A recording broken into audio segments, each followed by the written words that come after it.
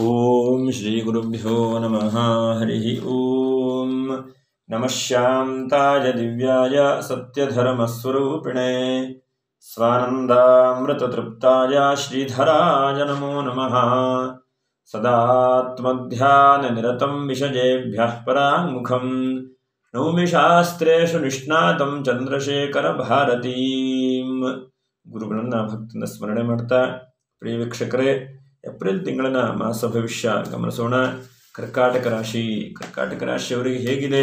ಏನಾದರೂ ಶುಭವಾಗ್ತದೆಯಾ, ಮಂಗಲವಾಗುತ್ತಾ, ಅಥವಾ ಇನ್ನೂ ಕಷ್ಟ ನಷ್ಟ ತೊಂದರೆಗಳಿದೆ, ಅವೇ ಇನ್ನೂ ಕೂಡ ಕಾಡಿಸ್ತಾ ಇರುತ್ತಾ ಎಂಬಂಥ ಎಲ್ಲ ವಿಷಯಗಳನ್ನು ಕೂಡ ನಾವು ಗಮನಿಸೋಣ. ಯಾಕಂದರೆ ನಕ್ಷತ್ರ ಪರಿಹಾರಗಳನ್ನು ಕೂಡ ಹೇಳಲಿಕ್ಕಿದ್ದೇನೆ ಕರ್ಕಾಟಕ ರಾಶಿಯವರಿಗೆ. ಮತ್ತು ಮುಂದೆ ಯುಗಾದಿ ಭವಿಷ್ಯವನ್ನು ಕೂಡ ವಿಡಿಯೋ ಮಾಡಿ ಅಪ್ಲೋಡ್ ಮಾಡ್ತೇನೆ, ಅದನ್ನು ಕೂಡ ತಾವೆಲ್ಲರೂ ಕೂಡ ಗಮನಿಸಿ.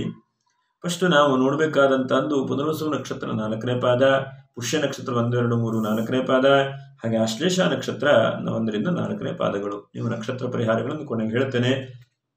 ಫಸ್ಟ್ ಗ್ರಹಸ್ಥಿತಿ ನೋಡೋಣ. ಗ್ರಹಗಳ ಅನುಕೂಲ ಇದೆಯಾ? ಸಕಲ ಗ್ರಹಬಲ ನೀನೇ ಸರಸಿಜಾಕ್ಷ ಅಲ್ವಾ? ಹಾಗಾಗಿ ಅಂತಹ ಗ್ರಹಬಲಗಳನ್ನು ಭಗವಂತನು ಕೊಡಲಿ. ಯಾರ್ಯಾರು ಏಪ್ರಿಲ್ ತಿಂಗಳಲ್ಲಿ ಹುಟ್ಟಿದಿರೋ ಅಂತಹ ಎಲ್ಲರಿಗೂ ಕೂಡ ಹುಟ್ಟುಹಬ್ಬದ ಶುಭಾಶಯಗಳು. ಮತ್ತು 9ನೇ ತಾರೀಕಿಗೆ ನೋಡಿ, ಮಂಗಳವಾರ ದಿವಸ ನಮಗೆ ಚಾಂದ್ರ ವತ್ಸರಾರಂಭ. ಹಾಗಾಗಿ ಯುಗಾದಿ ಹಬ್ಬ ಇದೆ. ಅಂತ ಯುಗಾದಿ ಹಬ್ಬದ ಶುಭಾಶಯಗಳು. ವಸಂತ ನವರಾತ್ರಿಯು ಕೂಡ ಆರಂಭವಾಗ್ತಾ ಇದೆ. ಹಾಗಾಗಿ ಎಲ್ಲರಿಗೂ ಕೂಡ ಯುಗಾದಿ ಹಬ್ಬ ಶುಭವನ್ನು ಉಂಟು ಮಾಡಲಿ. ತಮ್ಮೆಲ್ಲ ಪ್ರೇಕ್ಷಕ ಆತ್ಮೀಯ ಮಿತ್ರರಿಗೆಲ್ಲರಿಗೂ ಕೂಡ ಈ ಒಂದು ನೂತನವಾದಂಥ ಸಂವತ್ಸರ ಶುಭವನ್ನು ಮಾಡಲಿ ಅಂತ ಹೇಳ್ತಾ, ಏಪ್ರಿಲ್ ತಿಂಗಳಲ್ಲಿ ಗ್ರಹಸ್ಥಿತಿ ಗಮನಿಸೋಣ. ಕರ್ಕಾಟಕ ರಾಶಿಯವರಿಗೆ ತೃತೀಯ ರಾಶಿಯಲ್ಲಿ ಕೇತು, ಹಾಗೆ ಅಷ್ಟಮ ಶನಿ ನಡೀತಾ ಇದೆ. ಅದೇ ನಿಮಗೆ ಹಿಂದೆಲ್ಲ ಕೂಡ ಹೇಳಿದ್ದಾನೆ. ಆದರೆ ನವಮದಲ್ಲಿ ರಾಹು, ಕುಜ, ಬುಧ, ಶುಕ್ರರು, ಇನ್ನು ದಶಮದಲ್ಲಿ ರವಿ ಮತ್ತು ಗುರು ಇದ್ದಾರೆ. ದಶಮದ ರವಿ ಬಹಳ ಒಳ್ಳೆಯದು ಮಾಡುವಂಥ ಒಂದು ಗ್ರಹ. ಅವನ ಜೊತೆಗೆ ಗುರುವು ಕೂಡ ಇದ್ದಾನೆ ನೋಡಿ. ಹಾಗಾಗಿ ಬಹಳ ಉತ್ತಮವಾದಂಥದ್ದು. ಮತ್ತು ಏಕಾದಶ 12ನೇ ರಾಶಿಯಲ್ಲಿ ಯಾರೂ ಇಲ್ಲ. ಇನ್ನು ಭಾಗ್ಯವನ್ನು ಈ ತಿಂಗಳಲ್ಲಿ ನಾವು ಚಿಂತನೆ ಮಾಡಬಹುದು ಅಂಥೇಳಿ ಯೋಚನೆ ಮಾಡ್ತಾ ಇರಬಹುದು. ಈ ತಿಂಗಳಲ್ಲಿ ಹಬ್ಬ ಹರಿದಿನಗಳನ್ನು ನೋಡ್ತಾ ಹೋದರೆ 8ನೇ ತಾರೀಕಿಗೆ ಅಮಾವಾಸ್ಯೆ ಇದೆ, ಯುಗಾದಿ ಅಮಾವಾಸ್ಯೆ. 9ನೇ ತಾರೀಕಿಗೆ ನೂತನ ಹೊಸ ವರ್ಷ ಆರಂಭ ಆಗ್ತದೆ. ಹಾಗೆ 17ನೇ ತಾರೀಕಿಗೆ ರಾಮನವಮಿ ಇದೆ. ರಾಮನನ್ನು ಭಕ್ತಿಯಿಂದ ಸ್ಮರಣೆ ಮಾಡುವಂಥದ್ದು. 19ಕ್ಕೆ ಸರ್ವೇಶಾಂ ಏಕಾದಶಿ. ಇನ್ನು 21ಕ್ಕೆ ಮಹಾವೀರ ಜಯಂತಿ. 23ಕ್ಕೆ ಚಿತ್ರಾ ಪೂರ್ಣಿಮೆ ಹೇಳುವಂಥದ್ದು. ಚಿತ್ರಾ ನಕ್ಷತ್ರ ದಿವಸ ಹುಣ್ಣಿಮೆ ಬಂದಿದೆ. ಆ ದಿವಸ ಬೆಂಗಳೂರಿನಲ್ಲೂ ಕೂಡ ಕರಗ ಇದೆ. ಹಾಗೆ ಸತ್ಯನಾರಾಯಣ ಸ್ವಾಮಿ ಪೂಜೆ ಮಾಡುವಂಥ ಒಂದು ವಿಶೇಷವಾದಂಥ ದಿವಸ. ಹೀಗೆಲ್ಲ ಒಂದು ಹಬ್ಬ ಹರಿದಿನಗಳಿಂದ ಈ ತಿಂಗಳ ಕೂಡ್ಕೊಂಡಿದೆ. ಕರ್ಕಾಟಕ ರಾಶಿಯವರಿಗೆ ಏನಪ್ಪ ಭಾಳ ವಿಶೇಷ ಅಂತಂದರೆ, ನಿಮಗೆ ನೀವು ನೋಡ್ತಾ ಇರ್ತೀರಿ, ಹಳೆಯ ಅನೇಕ ವಿಡಿಯೋಗಳನ್ನು ನೋಡಿದಿರಿ, ಕಾಮೆಂಟ್ ಮಾಡಿದಿರಿ. ತಮ್ಮೆಲ್ಲರಿಗೂ ಕೂಡ ಬಹಳ ಧನ್ಯವಾದ. ಅದರ ಜೊತೆಗೆ ನಾವು ಏನು ಗಮನಿಸಬೇಕು ಅಂತಂದರೆ, ಈ ರಾಶಿಗೆ ಈ ತಿಂಗಳಲ್ಲಿ ಹೇಳುವಂತಹ ಬಹಳ ಮುಖ್ಯವಾದಂತಹ ಒಂದು 12 ಫಲಗಳಿದ್ದಾವೆ. ಅದನ್ನು ಸ್ಕ್ರಿಪ್ಟ್ ಮಾಡಿ ಹೇಳಲಿಕ್ಕೆ ಯೋಚನೆ ಮಾಡ್ತಾ ಇದ್ದೇನೆ ನೋಡಿ. 1ನೇದಾಗಿ ಬಹಳ ಮುಖ್ಯವಾಗಿ ತುಂಬ ಯೋಚನೆ ಮಾಡಿ ಯಾವುದೇ ವಿಷಯಗಳನ್ನಾದರೂ ಕೂಡ ಗಮನಿಸ್ಕೊಳ್ಬೇಕು. ಯಾವುದೇ ತೀರ್ಮಾನಕ್ಕೆ ಬನ್ನಿ ಅಥವಾ ಯಾವುದೇ ಕೆಲಸವನ್ನು ಬನ್ನಿ, ನೀವು ಬಹಳ ಯೋಚನೆ ಮಾಡಬೇಕು. ಉದಾಹರಣೆಗೆ, ಒಂದು ಕಡೆಗೆ ಒಂದು ಮನೆ ಕಟ್ಟಿಸ್ಬೇಕು ಅಂಥೇಳಿ ಯಾವುದೋ ಒಂದು ಮೆಟೀರಿಯಲ್ ತರಲಿಕ್ಕೆ ಹೋದರೆ ಅದನ್ನು 4 ಕಡೆಗೆ ವಿಚಾರ ಮಾಡ್ಕೊಂಡು ನೀವು ತೆಗೆದುಕೊಳ್ಳುವಂತಹ ಪ್ರಯತ್ನವನ್ನು ಮಾಡಬೇಕು. ಹಾಗಾಗಿ ಈ ತಿಂಗಳಲ್ಲಿ ನಿಮ್ಗೆ ಹೇಳುವಂಥದ್ದು ಏನಪ್ಪ ಅಂತಂದರೆ, 1ನೇದಾಗಿ ಕಾದು ನೋಡಿ, ಮತ್ತು ಯೋಚನೆ ಮಾಡಿ ನೋಡಿ. ಬುದ್ಧಿಗೆ ಸ್ವಲ್ಪ ಕೆಲಸಗಳನ್ನು ಕೊಡಿ. ಎಷ್ಟೋ ಸಲ ನಾವು ಕಣ್ಣಿಗೆ ಕೆಲಸ ಕೊಡ್ತೇವೆ, ಕಿವಿಗೆ ಕೆಲಸ ಕೊಡ್ತೇವೆ, ಶರೀರಕ್ಕೆ ಸದಾಕಾಲ ಕೆಲಸ ಕೊಡ್ತಾನೆ ಇರ್ತೇವೆ. ಆದರೆ ಬುದ್ಧಿಯ ಮೇಲೆ ಸ್ವಲ್ಪ ಜಾಸ್ತಿ ಆದಂಥ ಕೆಲಸಗಳನ್ನು ಕೊಡಿ ಅಂತ ಹೇಳ್ತೇನೆ ಈ ತಿಂಗಳಲ್ಲಿ. ಆ ಬುದ್ಧಿಯ ಕೆಲಸ, ಬುದ್ಧಿಯ ವೃದ್ಧಿ ಹೇಳುವಂಥದ್ದನ್ನು ಜಾಸ್ತಿ ಮಾಡ್ತಾ ಬನ್ನಿ. ಯೋಚನಾ ಶಕ್ತಿ, ಯೋಚನೆ ವ್ಯವಸ್ಥೆ ಹೇಳುವಂಥದ್ದು, ಎಷ್ಟು ಲಾಭ ನಷ್ಟಗಳು, ಹಾಗೆ ನಾವೇನು ಯೋಚನೆ ಮಾಡ್ತಾ ಇರ್ತೇವೆ, ಈ ಕೆಲಸ ಎಷ್ಟು ಸಕ್ಸಸ್ಫುಲ್ ಆಗ್ಬೋದು, ಅದು ನಿಮಗೆ ಹೆಚ್ಚಿನದಾದಂತಹ ಫಲಗಳನ್ನು ಕೊಡ್ತದೆ 1ನೇದಾಗಿ. ಹಾಗೆ 2ನೇದಾಗಿ, ನಿಮಗೆ ಕಾನೂನಿನ ರೀತಿಯಾದಂತಹ ಜಯ ಗಳಿಸುವಂಥ ಒಂದು ಸಾಧ್ಯತೆಗಳು ಬಹಳ ಮುಖ್ಯವಾಗಿದ್ದಾವೆ ನಿಮಗೆ. ಹಾಗೆ ಕಾನೂನಿನ ರೀತಿಯಲ್ಲಿ ಅನುಕೂಲವಾಗುತ್ತೆ. ಎಷ್ಟೋ ಸಲ ಸಣ್ಣ ಪುಟ್ಟ ಕೆಲಸಗಳಾಗಿರುತ್ತೆ, ಗಾಡಿಗೆ ಟಚ್ ಆಗಿರುತ್ತೆ. ಯಾಕಂದ್ರೆ ನಿಮ್ಗೆ ಅಷ್ಟಮ ಶನಿ ನಡೀತಾ ಇದೆ ನೋಡಿ. ಕೆಲವೊಂದು ಕಡೆ ಗಾಡಿ ನಿಲ್ಲಿಸಿರ್ತೀರಿ, ಯಾರೋ ಒಂದು ಕಿರಿಕಿರಿ ಮಾಡಿರ್ತಾರೆ, ಅದಕ್ಕೆ ಹೋದರೆ ಆ ಲಂಚ ಕೊಡಬೇಕು, ಹಾಗೆ ಮಾಡಬೇಕು, ಹೀಗೆ ಮಾಡಬೇಕು ಅಂತೆಲ್ಲ ಇರುತ್ತೆ. ಆದರೆ ಕಾನೂನಿನ ರೀತಿಯಲ್ಲಿ ಹೋದರೆ ನಾವು ಅದಕ್ಕೆ ಹೋರಾಟ ಮಾಡೋದಕ್ಕೆ ಗೆಲ್ಲಬಹುದು ಹೇಳುವಂಥ ಆ ಮನಸ್ಥಿತಿಯನ್ನು ತಂದುಕೊಳ್ಳಿ. ಎಲ್ಲದಕ್ಕೂ ಕೂಡ ನಾವು ಬೇರೆ ರೂಟಲ್ಲಿ ಹೋಗುವಂಥ ಪ್ರಯತ್ನಗಳು ಸ್ವಲ್ಪ ಕಡಿಮೆ ಮಾಡ್ತಾ ಬನ್ನಿ.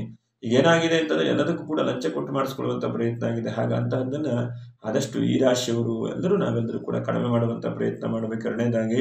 3ನೇದಾಗಿ, ಭಗವಂತ ನಿಮಗೆ ಹಣದ ಅವಕಾಶಗಳನ್ನು ಕೊಡ್ತಾನೆ, ಬಿಸಿನೆಸ್ನ ಅವಕಾಶಗಳನ್ನು ಕೊಡ್ತಾನೆ, ದುಡ್ಡನ್ನು ಕೂಡ ಸಾಕಷ್ಟು ಕೊಡ್ತಾ ಇದ್ದಾನೆ. ನೋಡಿ, ನೀವು ಯೋಚನೆ ಮಾಡಿ ನೋಡಿ, ನಿಮ್ಮ ಕಷ್ಟ ನಷ್ಟ ಸಮಸ್ಯೆಗಳಿಗೆ ಆ ಭಗವಂತ ಆರ್ಥಿಕವಾದಂಥದ್ದನ್ನು ನಿಲ್ಲಿಸಲಿಲ್ಲ. ನಿಮಗೆ ಖರ್ಚು ಜಾಸ್ತಿ ಆಗ್ತಾ ಇರಬಹುದು, ವ್ಯವಹಾರಿಕವಾದಂಥ ಜಾಸ್ತಿ ಆಗ್ತಾ ಇರಬಹುದು, ಆದರೆ ಆರ್ಥಿಕವಾದಂಥ ಒಂದು ರೀತಿಯಲ್ಲಿ ಭಗವಂತ ಕೊಡ್ತಾ ಇದ್ದಾನೆ.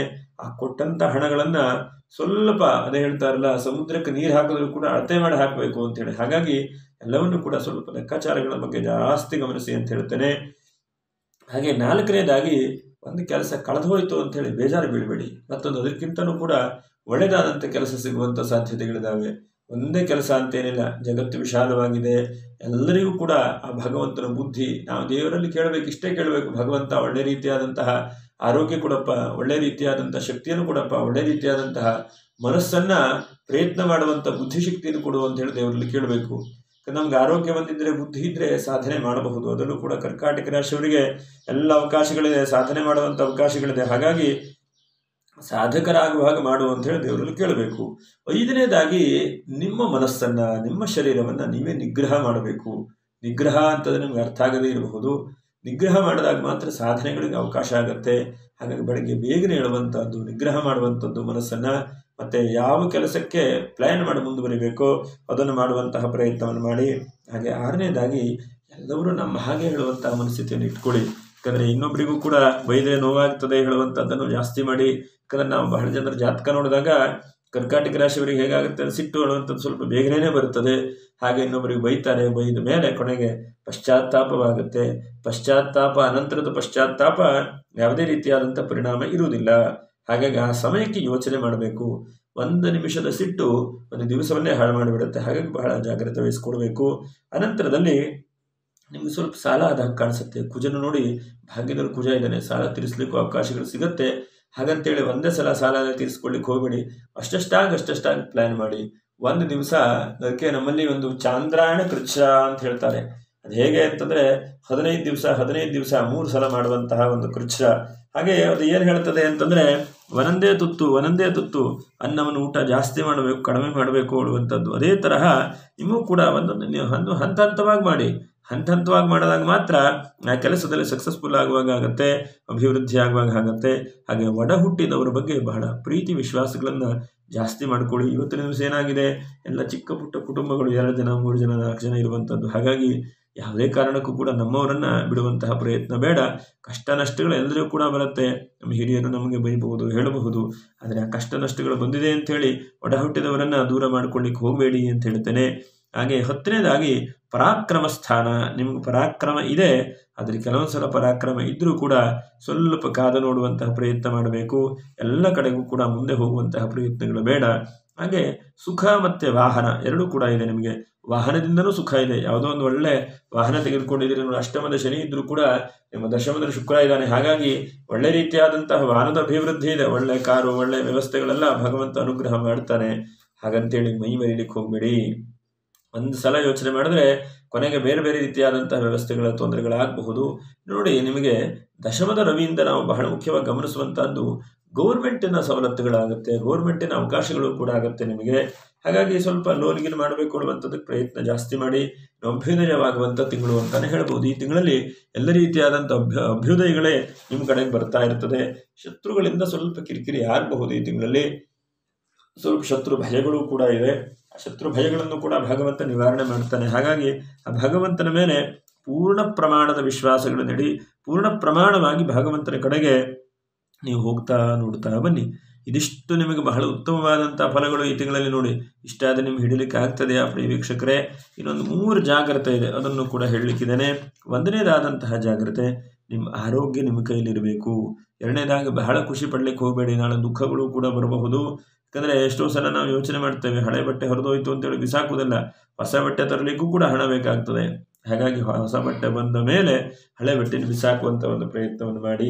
ಹಾಗೆ 3ನೇದಾಗಿ ನಿಮ್ಮ ಆಹಾರದ ವಿಷಯದಲ್ಲಿ ಆಹಾರ, ವಿಹಾರ ಮತ್ತು ಜೀವನ, ಇದು 3ನ್ನು ಕೂಡ ನಿಮ್ಮ ಹಿಡಿತದಲ್ಲಿ ಇಟ್ಕೊಳ್ಳುವಾಗ ಮಾಡಿಕೊಳ್ಬೇಕು. ಇಲ್ಲ ಅಂತಂದರೆ ಸ್ವಲ್ಪ ಹೆಲ್ತ್ ಅಪ್ಸೆಟ್ ಆಗುವಂತಹ ತಿಂಗಳು ಅಂತಲೇ ಹೇಳಬಹುದು. ನೀವು ಸರಿಯಾದಂಥ ರೀತಿಯಲ್ಲಿ ಆಹಾರವನ್ನು ತಿಂದರೆ ಸರಿಯಾದಂಥ ಜೀರ್ಣಕ್ರಿಯೆ ಆಗುತ್ತೆ, ಸರಿಯಾದಂಥ ಆರೋಗ್ಯ ವ್ಯವಸ್ಥೆ ಆಗ್ತದೆ.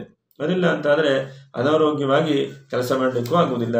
ಎಲ್ಲ ಒತ್ತಡಗಳು ಪುನಃ ಮತ್ತೂ ಜಾಸ್ತಿ ಬರುವ ಹಾಗೆ ಆಗುತ್ತೆ. ಮತ್ತು ಬಹಳ ಮುಖ್ಯವಾಗಿ ಈ ತಿಂಗಳಲ್ಲಿ ನಿಮಗೆ ಒಂದು 2-3 ದಿವಸ ಬಹಳ ಮುಖ್ಯವಾಗಿ ನಾನು ಹೇಳ್ತೇನೆ. ಆ ದಿವಸ ನೀವು ಭಗವಂತನನ್ನು ಆರಾಧನೆ ಮಾಡಲೇಬೇಕು. ಯಾತಕ್ಕೆ ಅಂತಂದರೆ ನಿಮ್ಮ ಕಷ್ಟದಿಂದ ಪರಿಹಾರ ಮಾಡಲಿಕ್ಕೆ ಆ ಸರ್ವೇಶ್ವರ ಭಗವಂತ ಗುರು ಮಾತ್ರ ದಾರಿ. 1ನೇದಾಗಿ 9ನೇ ತಾರೀಕಿಗೆ ಎಷ್ಟು ಸಾಧ್ಯವಾಗುತ್ತೋ ಅಷ್ಟು ಮಂಗಳವಾರ ದಿವಸ ಈಶ್ವರನನ್ನು ಆರಾಧನೆ ಮಾಡಿ. ನೂತನ ವರ್ಷದ ಆರಂಭ ದಿವಸ, ಹಾಗಾಗಿ ಈಶ್ವರನ ಪ್ರಾರ್ಥನೆ, ಈಶ್ವರನ ಆರಾಧನೆ, ಈಶ್ವರನ ನಮಸ್ಕಾರ, ಹೀಗೆ ಈಶ್ವರನನ್ನು ಎಡೆಬಿಡದೆ ಹಿಡ್ಕೊಳ್ಳಿ. ಆ ಈಶ್ವರನ ಅನುಗ್ರಹ ಮಾಡ್ತಾನೆ 1ನೇದಾಗಿ. ಹಾಗೆ 2ನೇದಾಗಿ ರಾಮನವಮಿ ಇದೆ 17ನೇ ತಾರೀಕಿಗೆ. ನೀವು ಕಷ್ಟ ಎಲ್ಲ ಪರಿಹಾರ ಆಗಬೇಕು ಅಂದರೆ ರಾಮನಾಮ ಸ್ಮರಣೆಯನ್ನು ಮಾಡ್ತಾ ಬನ್ನಿ. ಆ ರಾಮನು ನಿಮಗೆ ಅನುಗ್ರಹವನ್ನು ಮಾಡ್ತಾನೆ. ಇನ್ನು ನಕ್ಷತ್ರ ಪರಿಹಾರಗಳೇನು ಬಹಳ ಮುಖ್ಯವಾಗಿ ನಾವು ಗಮನಿಸಬಂತು ಅಂತಂದರೆ, ನೀವು ಪುನರ್ವಸು ನಕ್ಷತ್ರ 4ನೇ ಪಾದದವರು ಎಷ್ಟು ಸಾಧ್ಯ ಆಗುತ್ತೋ ಅಷ್ಟು ಸಾಯಂಕಾಲ ಸಂಧ್ಯಾಕಾಲದಲ್ಲಿ ನೀವು ವಿಷ್ಣು ಸಹಸ್ರನಾಮವನ್ನು ಹೇಳ್ತಾ ಬನ್ನಿ. ವಿಷ್ಣು ಸಹಸ್ರನಾಮ ಸಂಧ್ಯಾಕಾಲದಲ್ಲಿ ಹೇಳೋದು. ಸಂಧ್ಯಾಕಾಲದಲ್ಲಿ ಹೇಳಿದ್ರೆ ಎಲ್ಲ ಕಷ್ಟಗಳು ನಷ್ಟಗಳು ಎಲ್ಲ ಪರಿಹಾರ ಆಗ್ತದೆ ಹೇಳುವಂಥದ್ದು. ಹಾಗೆ ಸಂಧ್ಯಾಕಾಲದಲ್ಲಿ ವಿಷ್ಣು ಸಹಸ್ರನಾಮ ಪಾರಾಯಣ. ಪುನರ್ವಸು ನಕ್ಷತ್ರ. ಪುಷ್ಯ ನಕ್ಷತ್ರದವರು ಎಷ್ಟು ಸಾಧ್ಯವಾಗುತ್ತೋ ಅಷ್ಟು ನಿಮ್ಮ ಮನೆಯಲ್ಲಿ ಸ್ಫಟಿಕದ ಈಶ್ವರಲಿಂಗ ಇದ್ದರೆ ಈಶ್ವರಲಿಂಗ ಸ್ಫಟಿಕದ ಲಿಂಗಕ್ಕೆ ನೀವು ನಮಸ್ಕಾರ ಮಾಡಿ, ಪ್ರಾರ್ಥನೆ ಮಾಡಿ, ಅಥವಾ ರುದ್ರಾಕ್ಷಿ ಇದ್ದರೆ ರುದ್ರಾಕ್ಷಿ ಧಾರಣೆ ಮಾಡಿ, ಓಂ ನಮಃ ಶಿವಾಯ ಅಂತೇಳಿ ಜಪಗಳನ್ನು ಮಾಡಿ, ಕಮೆಂಟನ್ನು ಮಾಡಿ, ಓಂ ನಮಃ ಶಿವಾಯ ಅಂತ ಮಾಡಿ. ಶಿವರಾತ್ರಿಯಲ್ಲಿ ಬಹಳ ಜನ ಮಾಡಿದಿರಿ, ಬಹಳ ಧನ್ಯವಾದಗಳು. ಶಿವರಾತ್ರಿ ದಿವಸ ಕಮೆಂಟನ್ನು ಗಮನಿಸಿದ್ರೆ ಬಹಳ ಜನ ಮಾಡಿದಿರಿ. ಅದನ್ನು ನಮಗೆ ರಿಪ್ಲೈ ಮಾಡಲಿಕ್ಕೆ ಆಗ್ತಾ ಇಲ್ಲ, ಯಾಕಂದರೆ ತಿಂಗಳಿಗೆ 30 ವಿಡಿಯೋ ಅಪ್ಲೋಡ್ ಮಾಡ್ತಾ ಇದ್ದೇನೆ. ಹಾಗಾಗಿ ಆ ಸಮಯಗಳು ಬಹಳ ಕಡಿಮೆ ಇರೋದ್ರಿಂದ ಕ್ಷಮೆ ಇರಬೇಕು. ಹಾಗಾಗಿ ಎಲ್ಲರೂ ಕೂಡ ಕಾಮೆಂಟ್ ಮಾಡಿದಿರಿ, ಬಹಳ ಧನ್ಯವಾದ. ಇನ್ನು ಅಶ್ಲೇಷ ನಕ್ಷತ್ರ, ನೀವು ಬಹಳ ಮುಖ್ಯವಾಗಿ ಈಶ್ವರನನ್ನೇ ಈ ತಿಂಗಳಲ್ಲಿ ಆರಾಧನೆ ಮಾಡಿ. ಈಶ್ವರನ ಸ್ಫಟಿಕದ ಸರ ಹಾಕ್ಕೊಳ್ಳುವಂಥದ್ದು, ಅಥವಾ ಅವಕಾಶಗಳಾದರೆ ನೀವು ಈಶ್ವರನ ಬಿಲ್ಲೋಪತ್ರ ಅರ್ಚನೆ ಮಾಡುವಂಥದ್ದು, ಅಥವಾ ನಾಗೇಂದ್ರಹಾರಾಯ ತ್ರಿಲೋಚನಾನೆ ಹೇಳುವಂಥ ಶ್ಲೋಕ ಬರುತ್ತೆ, ಈಶ್ವರನ ಶ್ಲೋಕ, ಅದನ್ನು ಪಠನೆ ಮಾಡುವಂಥದ್ದನ್ನು ಮಾಡ್ತಾ ಬನ್ನಿ. ಅಶ್ಲೇಷ ನಕ್ಷತ್ರದವರು ಎಲ್ಲ ಭಗವಂತನ ಅನುಗ್ರಹ ಮಾಡ್ತಾನೆ. ಶಿವನನ್ನು ವಿಶೇಷವಾಗಿ ಆರಾಧನೆ ಮಾಡಿ. ಅಶ್ಲೇಷ ನಕ್ಷತ್ರದವರು ಶಿವನನ್ನು ಆರಾಧನೆ ಮಾಡಿದರೆ ರಾಹುವು ಕೂಡ ಅನುಗ್ರಹ ಮಾಡ್ತಾನೆ, ಶನೇಶ್ವರನು ಕೂಡ ಅನುಗ್ರಹ ಮಾಡ್ತಾನೆ. ಅಷ್ಟಮ ಶನಿ ಇದ್ದಾನೆ, ಹಾಗಾಗಿ ಆ ಶನೇಶ್ವರನು ಅನುಗ್ರಹ ಮಾಡ್ತಾ ಬರ್ತಾನೆ. ನೋಡೋಣ ಇನ್ನು ಗುರುವಿನ ಫಲಗಳನ್ನು ಕೂಡ ಮತ್ತೆ ಗಮನಿಸೋಣ. ಹಾಗೆ ಯಾರು ಸಬ್ಸ್ಕ್ರೈಬ್ ಮಾಡಿಲ್ಲ ಅಂತವರು ಸಬ್ಸ್ಕ್ರೈಬ್ ಮಾಡಿ, ಒಂದು ಲೈಕನ್ನು ಮಾಡಿ ಅಂತ ಹೇಳ್ತಾ ಮುಂದಿನ ವಿಡಿಯೋದಲ್ಲಿ ಭೇಟಿ ಮಾಡೋಣ. ನಮಸ್ಕಾರ. ಲೋಕಾ ಸಮಸ್ತ ಸುಖಿನೋ ಭವಂತು, ಸಮಸ್ತ ಸನ್ಮಂಗಲಾನಿ ಭವಂತು. ನಮಸ್ಕಾರ.